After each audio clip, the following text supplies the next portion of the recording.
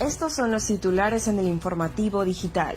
Se elevó a 117 los casos confirmados de COVID-19 en el Perú. Así lo confirmó esta mañana el Ministerio de Salud. Son 31 nuevos pacientes con coronavirus. La cantidad de muestras positivas se dio a conocer tras el análisis de más de 2.315 muestras. El presidente Martín Vizcarra sostuvo hoy que el aislamiento social obligatorio, decretado en el marco de la emergencia nacional, es el único camino para frenar la propagación del coronavirus. El presidente del Consejo de Ministros, Vicente Ceballos, no descarta la posibilidad de implantar un toque de queda como medida para contener la propagación del coronavirus en nuestro país. El ministro de Defensa, Walter Martos, anunció que el gobierno emitirá salvaconductos para que los vehículos autorizados puedan transitar en el marco del estado de emergencia nacional por el coronavirus. El gobierno impondrá las medidas más drásticas a las empresas que no están permitidas de trabajar y que obligan a ir a su personal. La congresista de Fuerza Popular Marta Chávez criticó decisión tardía del presidente Martín Vizcarra de declarar estado de emergencia a nivel nacional. Considera que es una reacción tardía. Esta mañana, Brasil registró su primer fallecido por coronavirus. Se trata de un hombre de 62 años que murió por el COVID-19 en la ciudad de Sao Paulo. Hasta el momento ya son 234 contagios en el país carioca.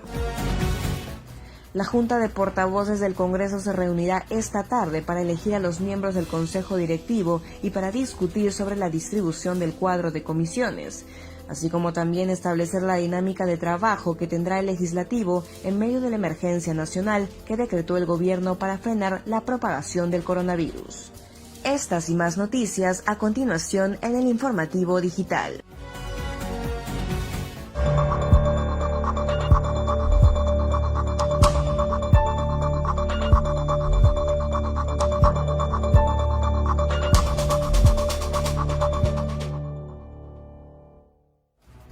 La ministra de Salud, Elizabeth Nostroza, confirmó 31 casos de personas con coronavirus en el Perú, elevándose a 117 las personas infectadas por esta enfermedad. La cantidad de pacientes positivos se dio a conocer tras el análisis de más de 2.315 muestras.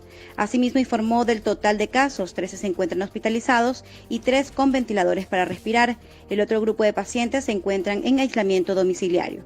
Hasta la fecha se encuentran en Lima 101 casos, Callao 3, en Huánuco 2, Arequipa 2, Piura 2 casos, Cusco 1, Ancash 1, Lambayeque 3 casos, La Libertad 1 e Ica 1. Según datos oficiales del Ministerio de Salud, todos se encuentran en aislamiento. De igual forma, más temprano autoridades de la ciudad de Iquitos, en Loreto, confirmaron el primer caso de coronavirus. Se trata del caso cero de COVID-19, un trabajador de albergue turístico de 52 años que tuvo contacto con turistas extranjeros. Al parecer, el trabajador ha estado en contacto con otras 12 personas, quienes serían parte de su entorno familiar y amistades, que actualmente presentan síntomas de la enfermedad. Ellos han sido sometidos a las pruebas de hisopado. También se ha tomado otras 16 muestras, cuyos resultados se conocerán en las próximas horas. Cabe destacar que la ministra de Salud, Elizabeth Nostroza, informó que más de 3.000 millones de adultos mayores serán vacunados por eSalud contra la neumonía y de esta manera reducir los riesgos de posible contagio del coronavirus en este grupo poblacional, considerando vulnerable en esta enfermedad. Y Nostroza recordó a la ciudadanía que para evitar la propagación del coronavirus se debe acatar el aislamiento social obligatorio.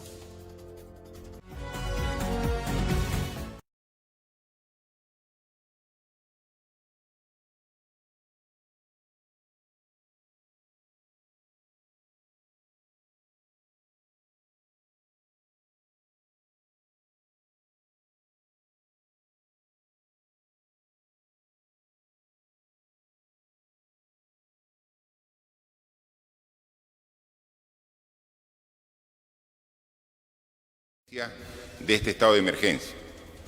Y a diferencia del día de ayer, el nivel de aceptación de la población a esta medida extrema de emergencia es mucho mayor. Estamos en la tercera fase, que es lo que se considera que es el contagio comunitario, ¿no? O sea, al inicio hubo el caso cero, primera fase, apareció el COVID-19 en el Perú, primera fase. Pero los primeros días comenzó a haber segundo, tercer caso, y eran casos importados.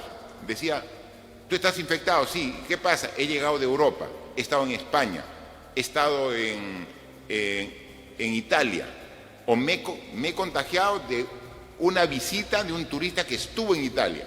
Entonces se tiene claramente trazado cuál es la causa del contagio. Entonces esa es la fase 2, que aumenta el contagio, pero son casos importados. La fase 3 es cuando ya los contagiados dicen, sí, tengo el virus. ¿Y tú has venido de Europa? No. ¿Has estado con alguien que ha estado en Europa? No. Yo solamente me he reunido con los vecinos. Entonces ya se dice que hay un contagio comunitario, ¿no? Entonces ya hubo mayor expansión. Esa es la fase 3. Ya los 117 contagiados no han estado en Europa, ni han estado necesariamente en contacto con alguien que está en Europa. Entonces esa es la fase 3. Entonces por eso estamos en la fase 3 y eso es lo que nos obliga a tomar las decisiones que hemos tomado responsablemente y que la población también, con mucha solidaridad, está acogiendo y respetando.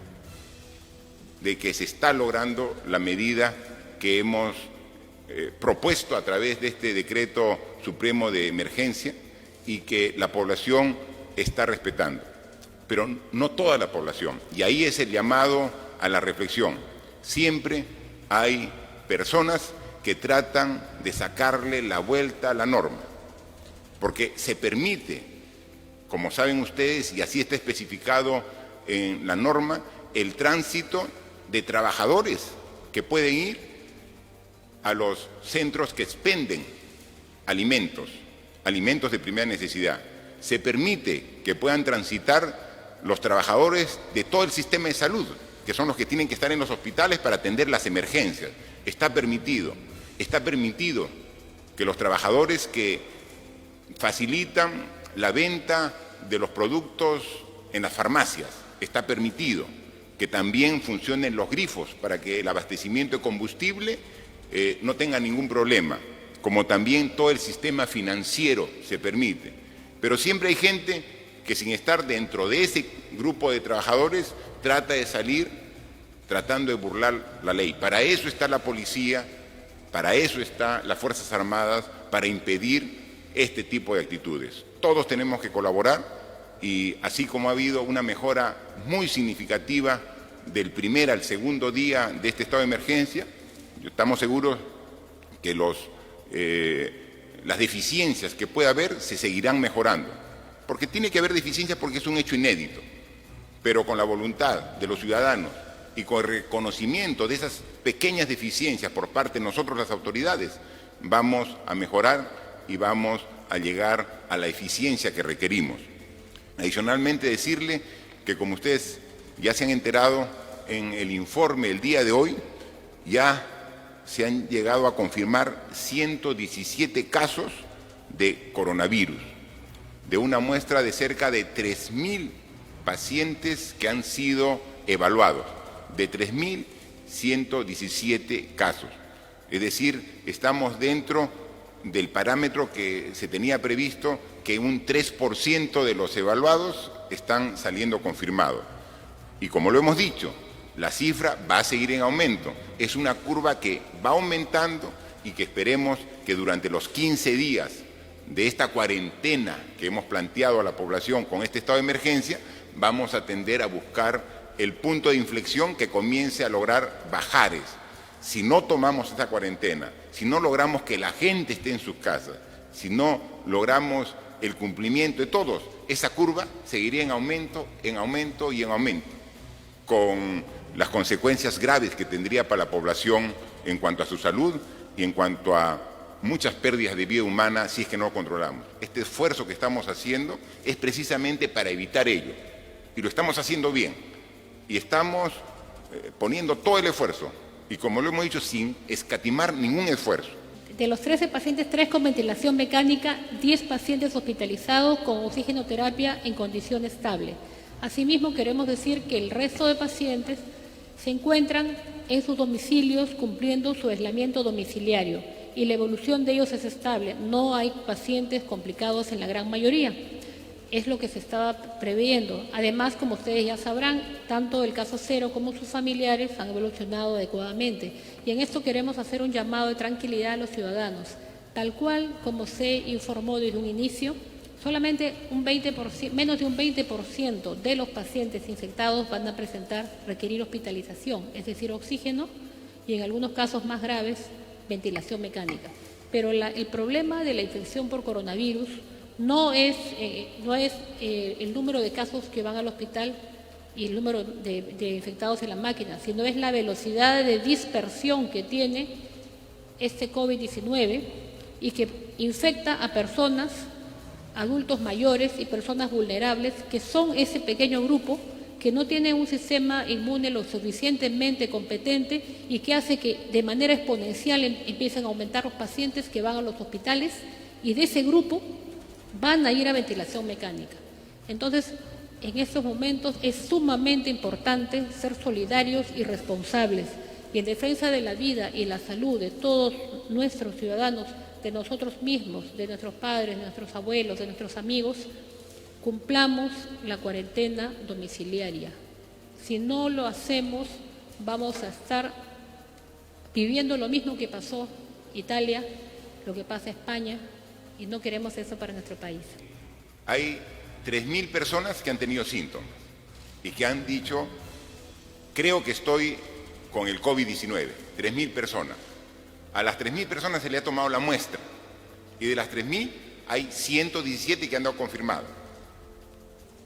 Más de 2.800 negativo.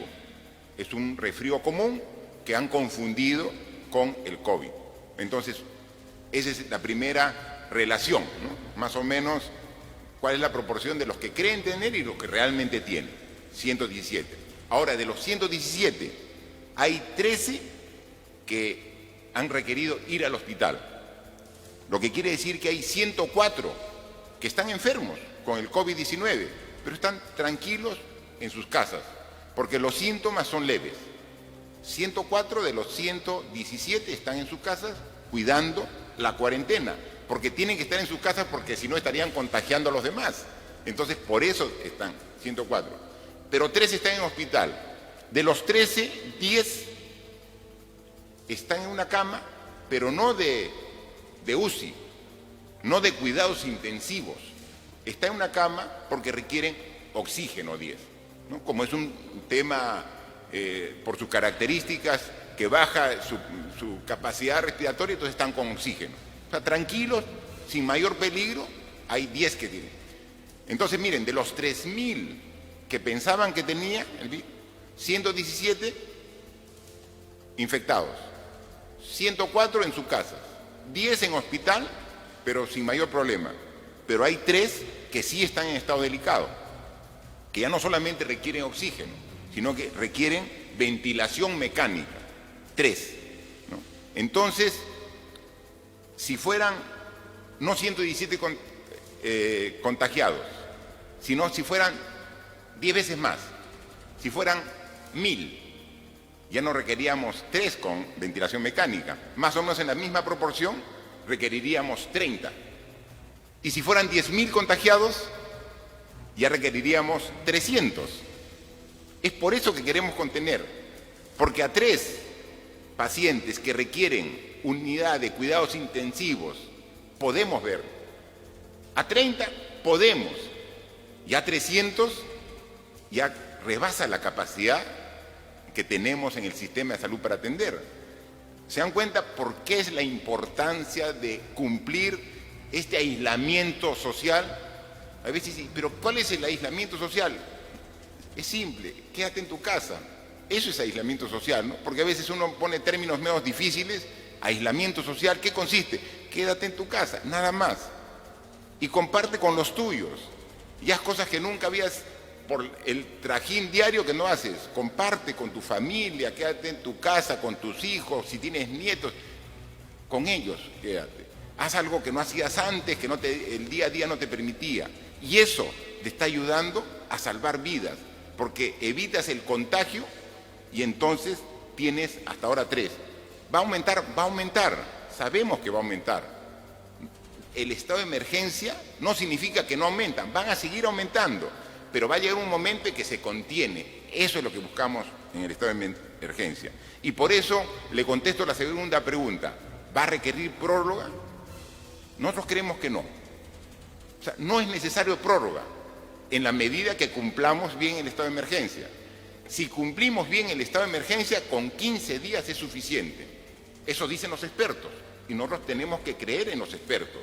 Los expertos que analizan este tema, que han comparado otras realidades, dicen que con 15 días cortamos la transmisión del virus. O la hacemos tan lenta que la tenemos bajo control. Pero si cumplimos, si le sacamos la vuelta y comenzamos a circular tratando de sorprender a la policía, oye, ¿dónde está el control de la policía? Me voy por el otro lado para que no me vea. O sea, con eso no están engañando a la policía, están engañando a todos. O sea, están poniendo en peligro la cuarentena. O sea, no están engañando. Si voy y saco una autorización, un salvoconducto falso, ¿lo estoy engañando a las Fuerzas Armadas? No están engañando a las Fuerzas Armadas, están engañando a toda la sociedad. Es importante respetar.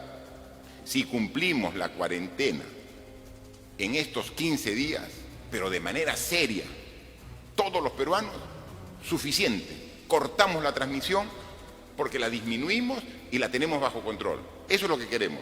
Pero para eso, miren todo el esfuerzo que estamos haciendo.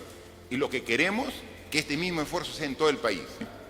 Estamos destinando una cantidad de dinero del presupuesto de la República para que en estos 15 días la población más vulnerable, las familias que están en extrema pobreza, las familias que están en pobreza puedan tener una asistencia de 380 soles.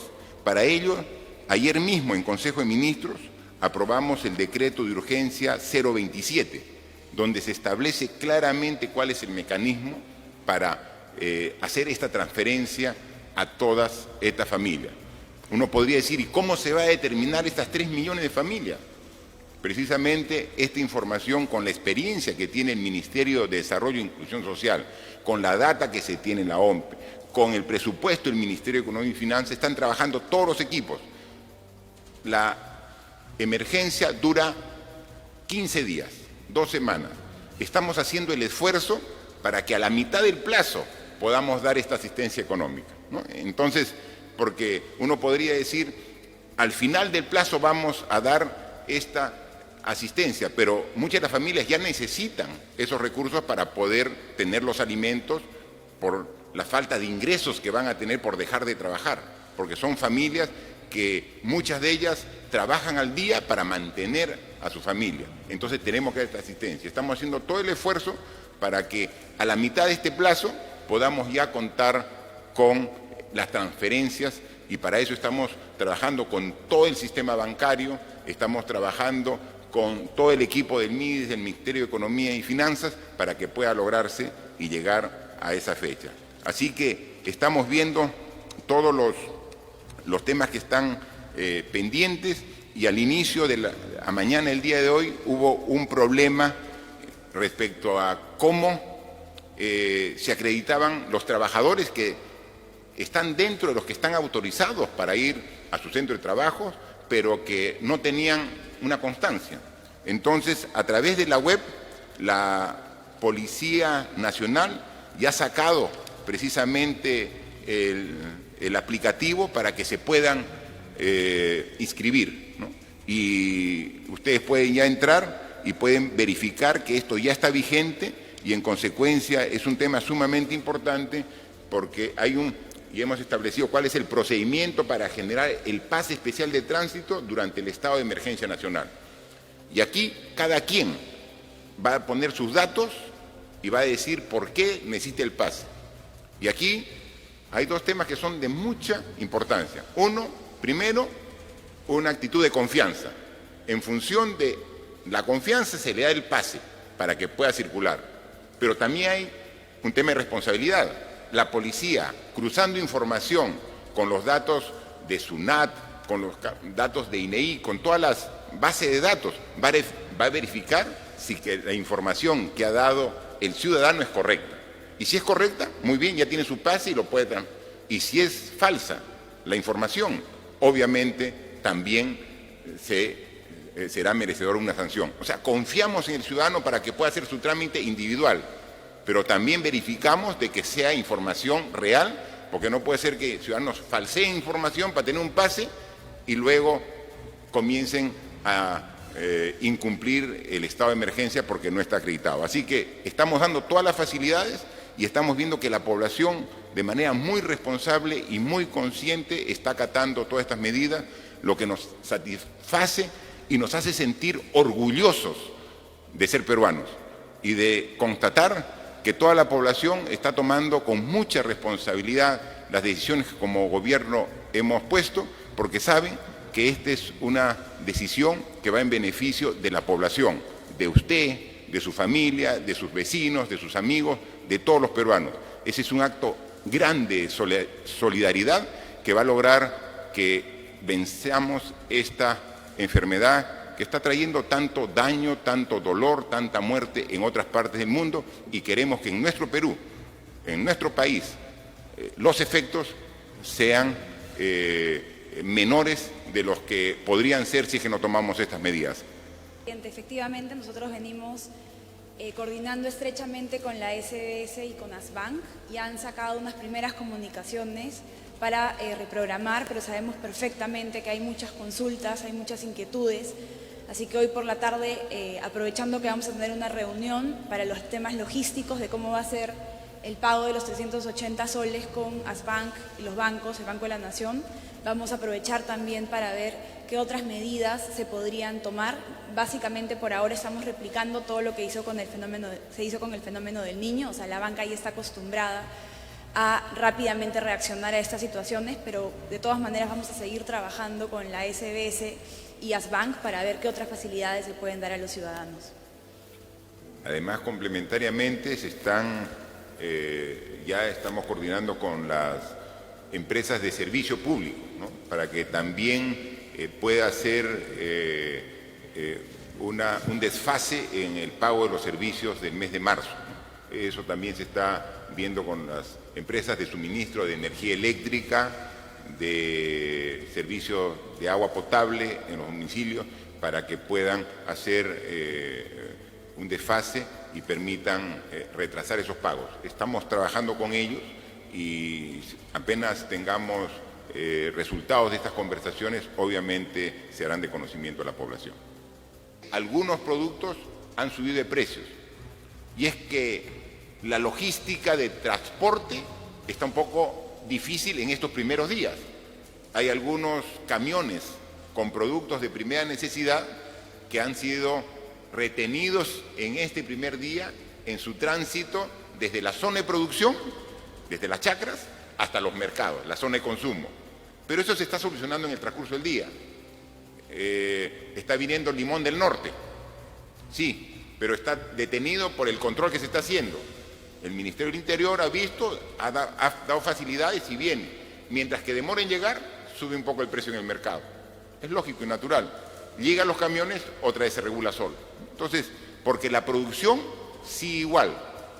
La producción agrícola, la producción de productos de primera necesidad continúa. En consecuencia, la dificultad de abastecimiento coyuntural temporal está siendo solucionada para que los precios inmediatamente otra vez se estabilicen. Así que no va a haber ningún problema. Esta medida extrema de un estado de emergencia siempre va a traer dificultades, pero tenemos la mejor actitud, disposición y voluntad para superarla. Hemos dicho que los hospitales, los establecimientos de salud no van a atender en toda su cobertura, es decir, las consultas van a tener que ser reprogramadas, porque lo que queremos es evitar en estos 15 días la concentración de gente para evitar la propagación del virus. Pero hay citas que no se pueden reprogramar. Si hay un paciente que necesita diálisis, tiene que tener la diálisis, porque si no, obviamente está afectando seriamente su salud. Hay pacientes que tienen diversos tratamientos médicos que no se pueden postergar. esos tratamientos continúan, pero como hay una confusión inicial, se genera un desorden en este primer día. Tanto la ministra de Salud, para los establecimientos que corresponden al MINSA, como la presidenta de Salud, con quien participa en las reuniones intersectoriales para todos los hospitales de salud, están monitoreando estas deficiencias que sí ha ocurrido para hacer la diferenciación de qué se posterga porque no es urgente y qué cosa no se puede postergar porque es urgente. Y eso se está aclarando y en el transcurso del día.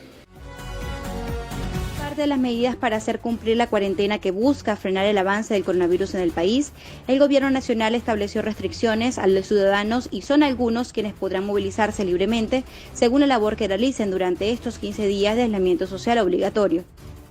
Entre ellos están los ciudadanos que laboren en el sector salud, así como los centros de diagnósticos en caso de emergencias.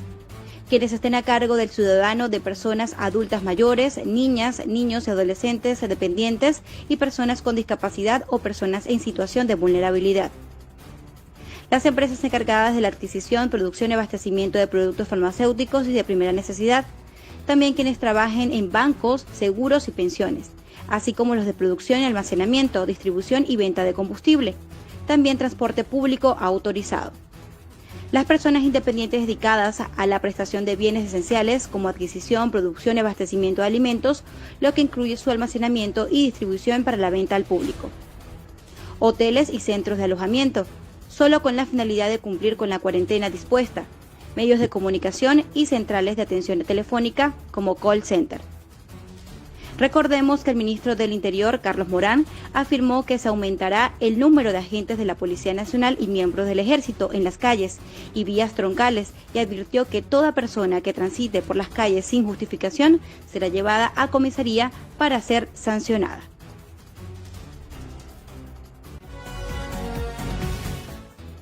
El Ministerio del Interior informó a través de un comunicado que los trabajadores dedicados a las actividades esenciales especificadas en el Decreto Supremo que declara emergencia nacional y aislamiento social obligatorio por la propagación del coronavirus tienen la obligación de tramitar su pase especial de tránsito para poder circular durante la cuarentena sin ser detenidos. Para ello deberán ingresar a la página web de la Policía Nacional del Perú, www.policia.gov.pe, y ubicar el banner correspondiente o ingresar a la sección Servicios en línea, donde deberán llenar el formulario respectivo. Una vez obtenido el pase especial de tránsito, deberán portarlo impreso o como captura de pantalla en su teléfono celular para mostrarlo, junto con su DNI, cada vez que sean intervenidos por la Policía Nacional o la Fuerza Armada. Cada solicitud ingresada será corroborada con las diversas bases de datos del Estado, como SUNAP, RENIET, Policía Nacional, Poder Judicial, Ministerio de Trabajo, entre otras, con el fin de verificar la veracidad de la información declarada. Se está haciendo el control de identidad a fin de verificar la presencia y si tienen algún documento en el cual acredite de que ellos pertenecen a los alimentos de primera necesidad. Quien está vendiendo repuestos, llantas, eso se le está restringiendo el paso. Van a ser trasladados, ya hay 7 personas que han sido trasladados a la comisaría para proceder con el control de identidad, para ver cuál es su situación, a qué se dedican, y se va a sacar en el CITPOL sus antecedentes policiales y penales que pueda tener. Aquellas personas que ingresen su solicitud pese a que no están consideradas como trabajadores de actividades esenciales, no solo serán rechazados en el trámite, sino que además serán pasibles de detención y denuncia penal. Para ello se ha instruido a los procuradores del Ministerio del Interior y se realizan las coordinaciones con el Ministerio Público. El pase especial de tránsito considerará una ruta específica del portador desde su domicilio hasta su centro de labores. De encontrarse transitado en una zona distinta a esta ruta, será intervenido por la Policía Nacional y la Fuerza Armada. La Policía Nacional y la Fuerza Armada podrán solicitar documentación adicional a los portadores de los pases, en caso lo consideren necesario.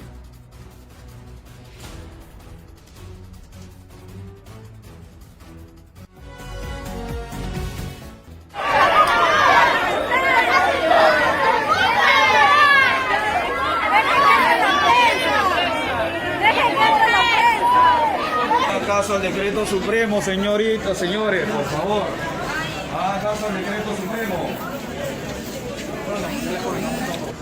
Eres un payaso, ¿tú sabes lo que estás haciendo acá con la gente? Totalmente consciente y me están grabando. Un ratito, por favor. Haciendo correr grave riesgo a todos. Y vas a ser sancionado. Tú y los dueños. El Gobierno Nacional estableció restricciones laborales a los ciudadanos para evitar la propagación del COVID-19 en el país. Sin embargo, uno de los sectores autorizados para laborar se encuentran las centrales de atención telefónica como call center. Tras las medidas de seguridad que deben adoptar como empresa, muchas de ellas están laborando sin cumplir las normativas de prevención para evitar el coronavirus.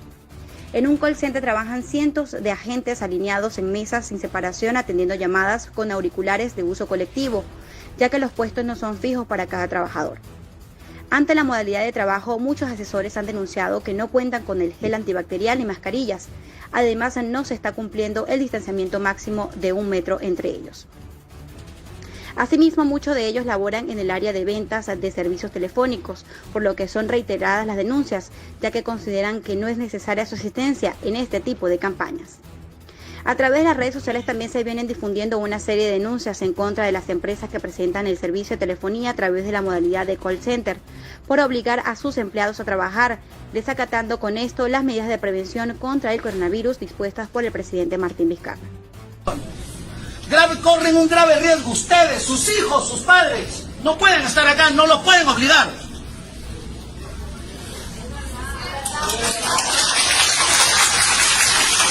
¿Es el gerente? Sí. ¿Usted sabe lo que está haciendo con esta gente? A ver, dígame, caballero. El grave riesgo que estás corriendo tú, ellos, su familia, sus hijos. ¿Qué crees? ¿Te ríes?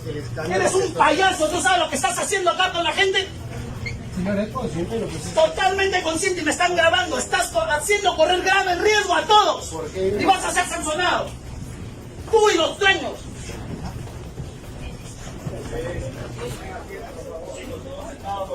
Acá hay por lo menos 500 personas.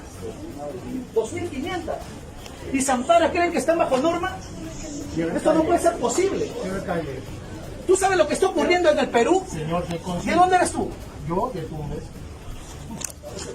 No, pero señor alcalde. Disculpe, yo voy a ver otras cosas, ¿ya? Por favor, señor policía, haga todo lo que tenga que hacer, por favor. ¿Cómo está? Por favor, mire lo que está ocurriendo acá. Esto no puede ser posible. Señor alcalde, disculpe. Señor alcalde, creo que... Nos han dicho, van a venir a trabajar, no es así. Entonces, lo que no viene, les cuento, lo exacto, es que por mi parte yo trabajo para público argentino. Nos han mandado un comunicado, nosotros tenemos que preguntarle al público argentino si es que está infectado de esta enfermedad, sí, todo eso. Nosotros, o sea, es ilógico, porque nosotros nos preocupamos por ellos, entonces ¿quién se preocupa por nosotros? Creo que acá falta un poco de empatía, cuidado, o de criterio con nosotros como trabajadores. Entre tanto, este sector se ha visto obligado a hacer el llamado a las autoridades correspondientes, con el fin de supervisar si verdaderamente se está cumpliendo con las medidas de seguridad.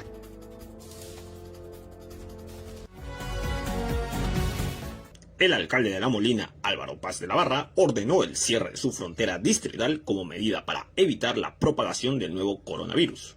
El burgomaestre explicó su medida en una entrevista. Es que lo que pasa que lo que nosotros estamos haciendo es llenar de contenido de acuerdo a nuestras complejidades y particularidades como jurisdicción. Lo que nosotros estamos haciendo es un control de fronteras conjuntamente. Lo que nosotros sostenemos como gobierno locales es que tenemos autonomía municipal.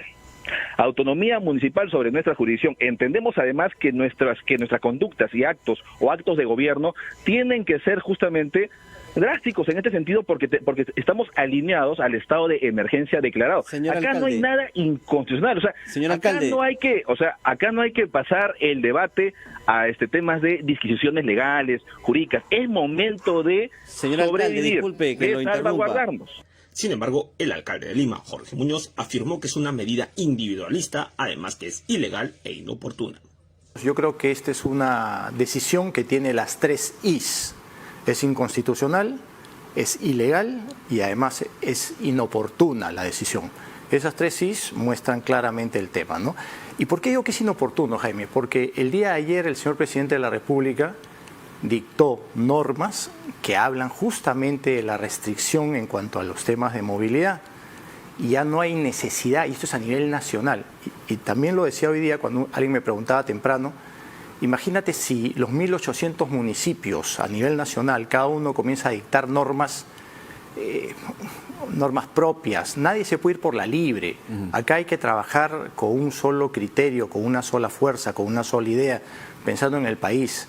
Y cuando alguien genera una norma de esa naturaleza, a mí me da la sensación de que hay un individualismo, ¿no?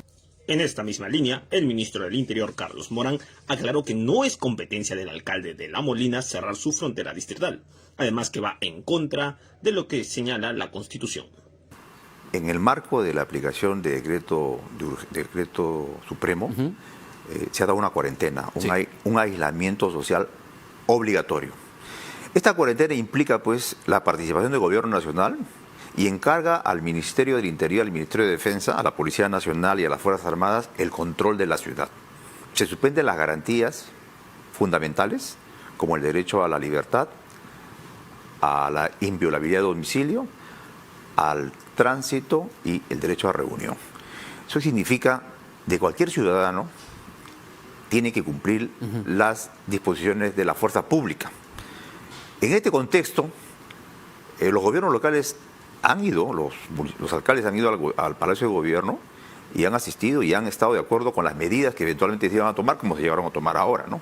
Entonces, entiendo que el alcalde de La Molina, con diversos matices, y él sabrá explicar su decisión sobre lo que tú mencionas, pero ha colaborado para organizar a los vecinos. Nosotros necesitamos la presencia, el concurso del alcalde para organizar a sus vecinos, porque el decreto supremo dice pues de que solo están autorizados los lugares donde se expende alimentos, medicinas, ¿no? Y asistencia que pueda dar para una persona que tiene problemas. El señor alcalde tenía que explicar su decisión, pero como te digo, en el contexto general, todos los alcaldes deben colaborar con la policía. Es una competencia que no la corresponde a un gobierno local, pero como te digo, no nos quedemos en ese momento.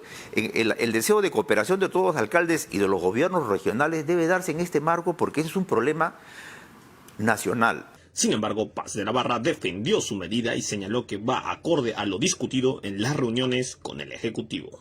Es que lo que pasa es que lo que nosotros estamos haciendo es llenar de contenido de acuerdo a nuestras complejidades y particularidades como jurisdicción. Lo que nosotros estamos haciendo es un control de fronteras conjuntamente. Lo que nosotros sostenemos como gobiernos locales es que tenemos autonomía municipal. Autonomía municipal sobre nuestra jurisdicción. Entendemos además que nuestras conductas y actos de gobierno tienen que ser justamente drásticos en este sentido porque estamos alineados al estado de emergencia declarado. Señor acá alcalde, no hay nada inconstitucional, o sea, señor acá alcalde, acá no hay que pasar el debate a temas de disquisiciones legales, jurídicas. Es momento de señor sobrevivir, alcalde, disculpe que lo salvaguardarnos. Lo que pasa es que hay que entender que ya estamos viviendo una situación extraordinaria hace tiempo. Ya tenemos un virus comunitario, un virus que es dinámico, que lamentablemente la capacidad normativa o la producción normativa no va de acuerdo a la dinámica de este virus comunitario. O sea, acá hay un tema que es importantísimo, que lamentablemente a algunos críticos de esta medida que está alineada, acá hay una premisa que es aislamiento social obligatorio. Esa es la premisa del estado de emergencia. Si nosotros no acatamos y que además no generamos marcos regulatorios en salvaguarda de nuestras comunidades, entonces yo soy responsable de absolutamente todo. Razón por la cual yo también me responsabilizo al 100% de las medidas complementarias que estamos tomando en este distrito, porque en este distrito estamos haciendo valer los actos de gobierno y en este distrito vamos a seguir ejerciendo control, porque acá lo que nos importa es la salud pública de los 200.000 vecinas y vecinos, que eso es lo primordial. El estado de emergencia a nivel nacional ordenado por el presidente Martín Vizcarra provocó distintas reacciones en la sociedad y la política no está exenta. Marta Chávez, congresista por Fuerza Popular y principal defensora del fujimorismo, criticó al gobierno y consideró que reaccionaron muy tarde. Para la parlamentaria hay un virus más fuerte que el COVID-19, la ineficiencia. Sí, yo le he dicho, hay un virus más nocivo que es la ineficiencia, porque significa que el dinero, los recursos limitados que tiene, pero que serían suficientes para aliviar muchas cosas, entre ellas la pobreza, la enfermedad, la exclusión, la inseguridad, no los usan bien por ineficientes, y porque además la ineficiencia pues implica también falta de empatía con las personas. Además señaló que no imagina que el presidente asuma correctamente la función y recordó sus declaraciones en las cuales el mandatario mencionó que no es jefe de Estado. Yo me imagino que él se levanta y comienza a ver su televisión, comienza a ver jugar tenis de repente, mirar su teléfono y punto. Porque para que en 2 años no se haya enterado que él es jefe de Estado y venga a decir que él no es jefe de Estado, yo no me lo imagino al pie de la función. Al respecto, Chávez considera que Martín Vizcarra debe cambiar al presidente del Consejo de Ministros, Vicente Ceballos, por no estar capacitado para el cargo. Yo he señalado, no hemos acordado pedir su renuncia, pero yo en lo personal he señalado que lo mejor que podría pasar para el gobierno del señor Vizcarra sería que cambie de primer ministro. No solo porque es el que se prestó a firmar la disolución del anterior Congreso a posteriori, sino porque ha demostrado total incapacidad como coordinador de un gabinete ministerial. Él y el presidente han escogido a los ministros y en 5 meses que no ha habido Congreso ya se le cayeron 7 ministros y deberían caer otros 3 más. Sobre otros temas, la fujimorista explicó que la ausencia de una fuerza predominante como su lideresa Keiko Fujimori fue una de las causas por las que el número de congresistas de Fuerza Popular pasó de 73 a solo 15. Sobre este punto agregó que el fujimorismo no perdió su fuerza, sino que la presencia en prisión de Fujimori dejó una mala imagen. Bueno, son coyunturas totalmente distintas. El año 2016 Keiko Fujimori era una gran locomotora, fue una gran locomotora, creo que le arrebataron el poder ejecutivo a ella, su cargo de presidenta. Esta vez ella no ha estado, ella pidió, además hizo un paréntesis y además los antecedentes es que estuvo presa más de 1 año, ¿no? Entonces, decididamente es otra coyuntura. ¿Por qué perdió su fuerza? No es que ha perdido fuerza, sino que decididamente el hecho de tener a su lideresa detenida causa problemas en el partido. Por eso es que la están agraviando y teniendo la presa a Keiko Fujimori, porque saben que sí se logra perjudicar al partido. Justamente, la parlamentaria criticó el trabajo de los integrantes del equipo especial Lavajato, Rafael Vela y José Domingo Pérez, por considerar que ambos son operadores políticos. Primero, que son 4 años y no han construido un solo caso y se han dedicado a hacer elementos objetivos, eficientes para una persecución política burda. Entonces, ellos son agentes de una persecución política que viene desde el Palacio de Gobierno, sin duda alguna. El hecho de que el señor fiscal Pérez, su esposa, tenga un cargo de confianza que le da el ministro de Economía y Finanzas, en otros países sería un escándalo. Consultada por si Keiko Fujimori debe ser la candidata presidencial al 2021, Marta Chávez respondió lo siguiente. Espero que sí. Ahora, eso es una decisión que ella tiene que tomar en lo personal, pero yo espero que sí. A ella la persiguen por ser presidenta de Fuerza Popular. Ella no ha firmado un contrato, una adenda, no ha dado una concesión, no ha tenido un cargo ejecutivo. Y por lo tanto, ella no tiene por qué siquiera ser investigada, menos aún presa. Ella podría ser investigada, pero en libertad. Ella está siendo investigada desde el año 2000. Entonces, yo creo que ella tendría que responderle a la persecución política con un protagonismo político. El avance del nuevo coronavirus a nivel mundial pone en alerta a distintos países que activaron protocolos de emergencia para evitar su propagación. Uno de ellos, Estados Unidos, cuenta con más de 4.000 infectados y 85 fallecidos hasta el momento, por lo que inició nuevos mecanismos para combatir el virus. Por estas razones, la defensa legal del expresidente Alejandro Toledo solicitó ante el juzgado de ese país la libertad del exmandatario por considerar que pone en riesgo su vida al mantenerlo en prisión, pues podría contraer el COVID-19 durante su reclusión. En el documento firmado por los abogados de Toledo, se explica que debido a la avanzada edad de su defendido, sumado a sus problemas de salud, se encuentra vulnerable a ser infectado con el nuevo coronavirus y por ende en potencial riesgo de muerte. Recordemos que la Organización Mundial de la Salud señaló que uno de los grupos vulnerables son los adultos mayores, quienes son los que presentan el mayor porcentaje de muertes al ser infectados con el COVID-19.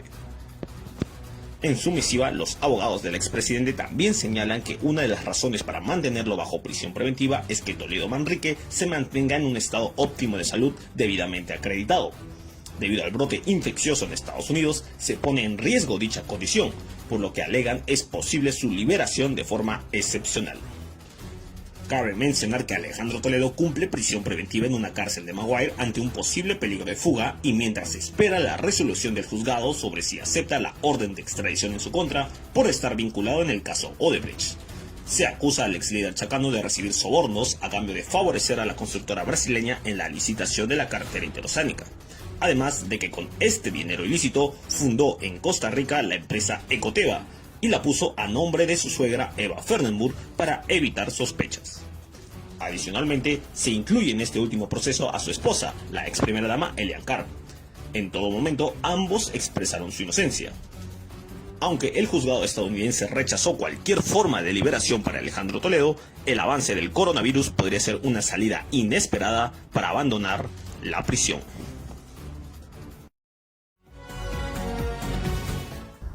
Una recomendación importante para tratar la enfermedad del nuevo coronavirus. La Organización Mundial de la Salud recomendó el martes a la gente que tiene síntomas que no use ibuprofeno para paliarlos.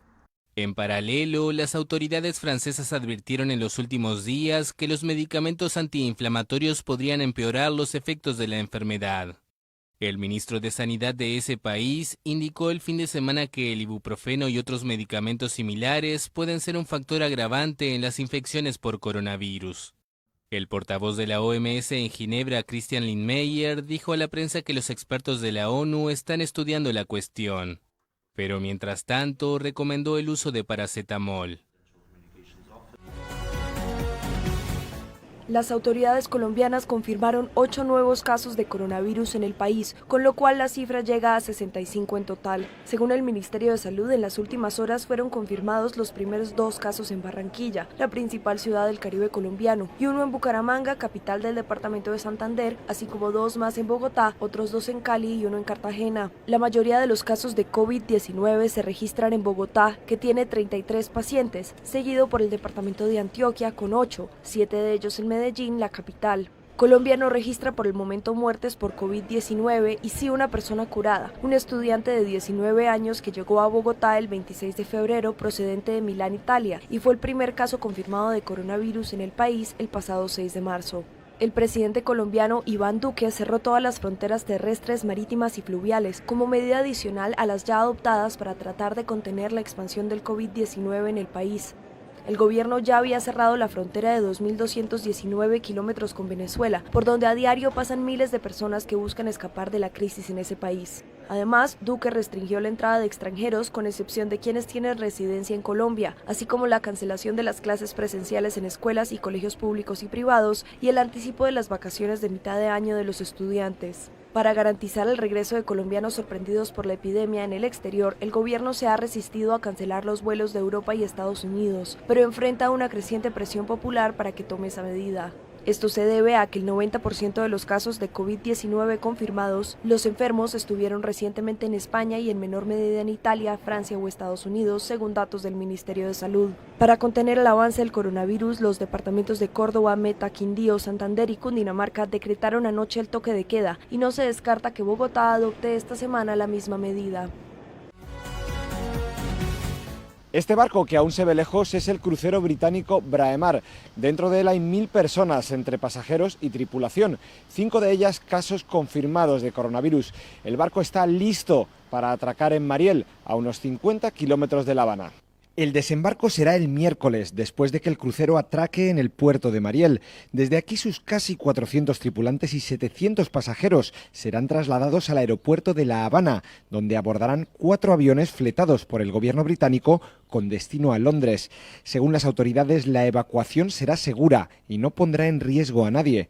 Tampoco se respira temor en el pueblo costero que recibirá al Braemar. No hay miedo, aquí en Cuba no hay miedo. Estamos arriesgándonos, pero es un riesgo que hay que correr. El barco permanece de momento en aguas a unos 10 kilómetros de la costa de Mariel, donde vecinos y curiosos esperan su llegada. Nosotros hubiéramos querido haber tenido algo para saludarlo, porque ha de ser muy duro verse ahí en el mar, enfermos. Tenemos que darle ayuda a los enfermos que vienen, no los vamos a dejar morir sin recursos ninguno.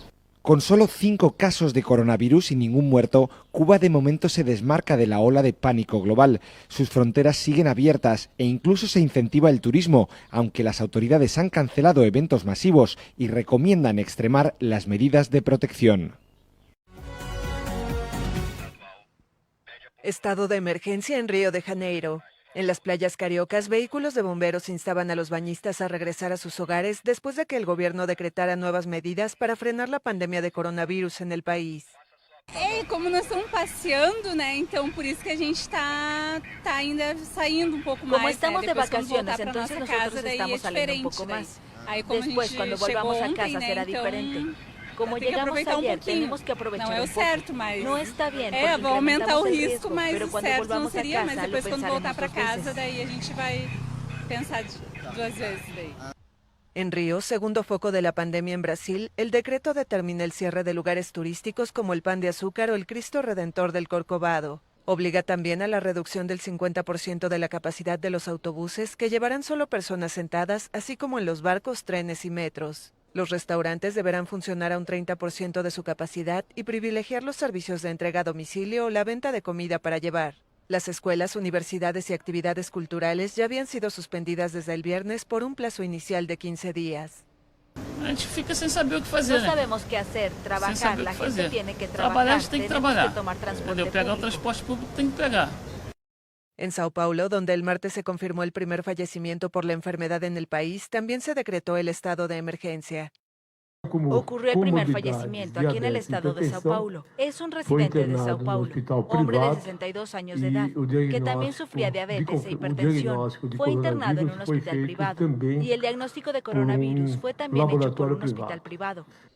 Con más de 200 millones de habitantes, Brasil registra casi 300 casos confirmados del nuevo coronavirus y se prevé una intensificación de la pandemia.